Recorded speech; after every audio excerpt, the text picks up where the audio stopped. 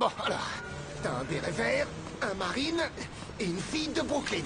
Le général leur tend un flingue et leur dit, dans la pièce à côté, il y a votre conjoint assis sur une chaise. Pour réussir l'examen, vous entrez dans la pièce et vous le descendez.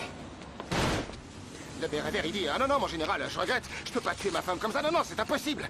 Le général le regarde et lui fait, vous êtes une couille molle, prenez votre femme et rentrez chez vous. C'est au tour du marine.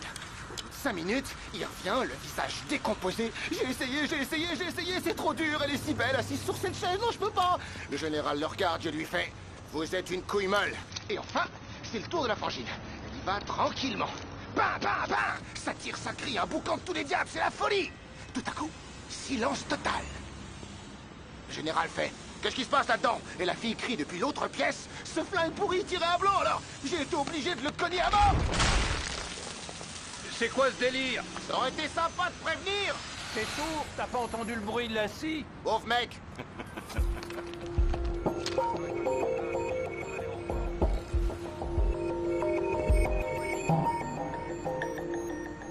Vous déconnez? Sans blague, vous avez vu le morceau? C'est pas avec 2 couvertures qu'on va pouvoir le soulever. T'as une meilleure idée, Einstein? Ouais, on le fait rouler.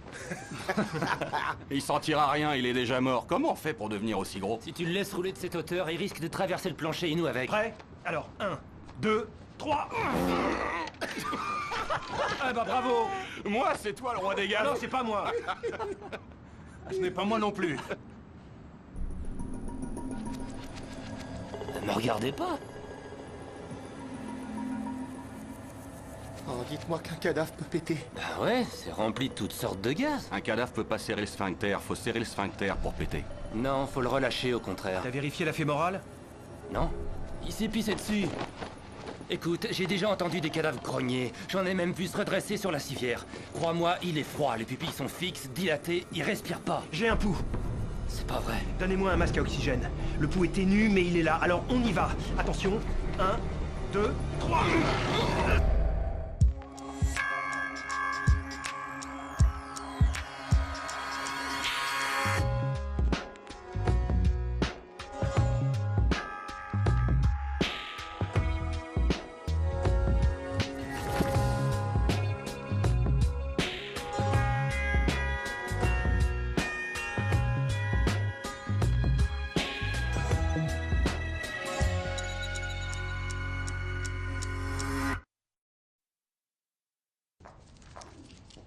Homme de 46 ans, dans le coma. Aucun problème apparent, si ce n'est qu'il pèse plus de 300 kilos. Il arrive vers quelle heure, en général?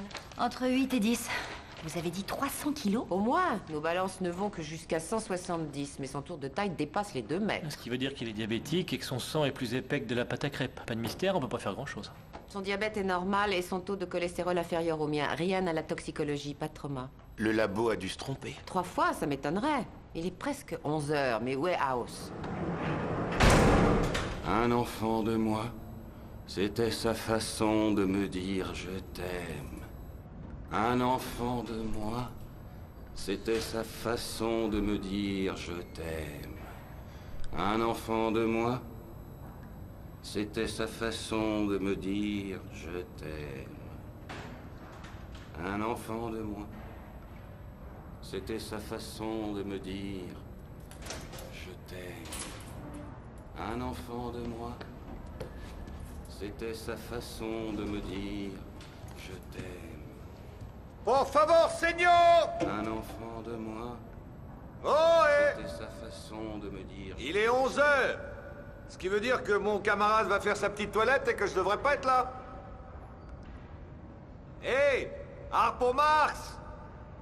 Je sais que vous m'entendez.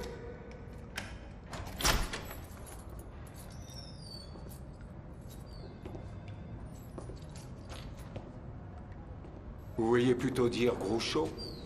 Oh, pauvre Groucho, Chico, c'est quoi déjà le 4e? D'ici demain, ça vous sera revenu. Inculpez-moi ou laissez-moi sortir. Pas de problème. Qu'est-ce que vous préférez?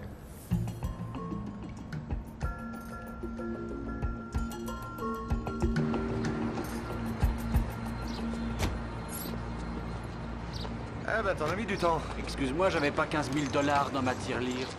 Qu'est-ce que t'as fait? Rien. Ta moto à la fourrière s'explique par l'absence de permis